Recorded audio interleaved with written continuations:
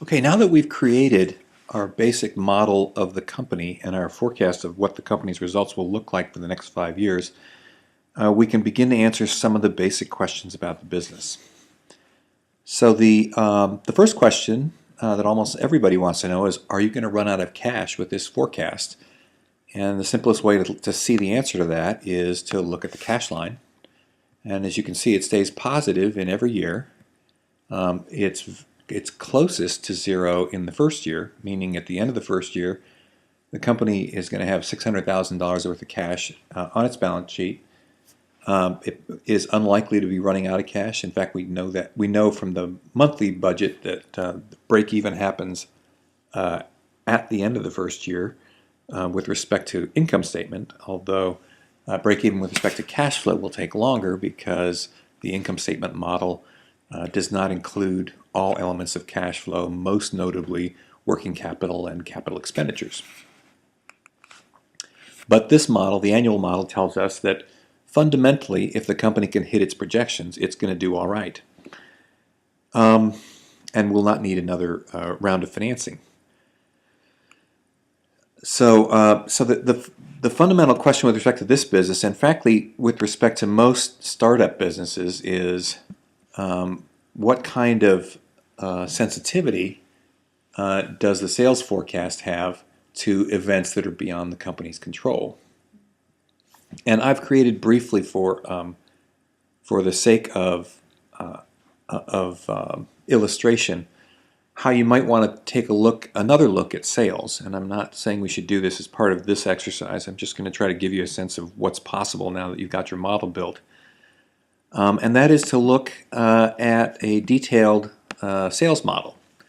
Now this sales model is a bottoms-up sales model, as in contrast to the assumptions in the case, which were basically generally known as a top-down model. A sales growth rate, a number of units was forecast for the first 2 years, and then a sales growth rate for the third year through the fifth year. That's quite common, but it doesn't give you a whole lot of insight about what it is that generates those sales. This is a sample, and it's only intended to be a sample, and I'm not going to spend a lot of time trying to tie it to our forecast. But a typical way that sales are thought of is in terms of what's known in some circles as a sales funnel. And that is, it starts with advertising or public relations efforts. If you have a site, it would be site visits. And you'd have a certain number of impressions, customer impressions, some level of customer awareness, some number of site visits that represents customer awareness of the product. From that, you get an estimate of what the leads might be. And in this case, again, this is just a sample. I'm taking a factor of 10 for awareness, impressions, or site visits. We all know that site visits can actually be significantly higher, in the thousands, and in some cases even in the millions. And out of those impressions, or out of that level of awareness, will come some level of sales leads. And in this case, I'm just arbitrarily assuming it's going to be 50%, which is actually quite high. It certainly is high for a web-based model. Less high if you're talking about a direct model, a direct sales model. From those leads, the customers decide to either get pitches, or if you're talking about a web model, you might skip this pitch level and go straight to trial if you're offering, for example, a free trial on your website. But you get the impression, I think you can get the idea here that a sales funnel will start with a very high level of effort and then measure the yield at each level of effort in the sales process. That can then lead to a forecast of what your direct sales are going to be. And in this case, I've actually shown the process of building up a backlog going into month 0 or month 1. This would actually be month 2. That this assumes that, let's say, a direct sales model where there are 10 efforts at building customer awareness. Let's say it's introductions to customers a month. Out of which 5 are interested in hearing a little bit more. 3 of those 5 actually agree to pitches, but it's delayed by a month. And then of the 3 pitches, you have a fairly high yield rate of 2/3. Two out of those 3 pitches end up being trials of the product, and then the sale happens a month later. This is simply one element of what a bottoms-up sales forecast model might look like, and it's actually far more robust than the kind of top-down model that you were introduced to in this exercise.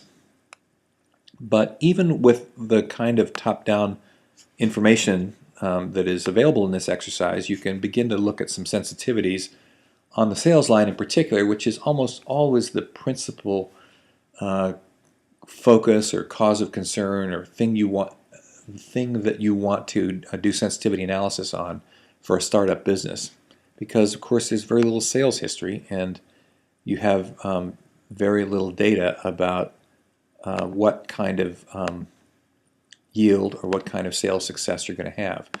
So if in this case we just say, well, what happens if our unit sales are delayed by 4 months?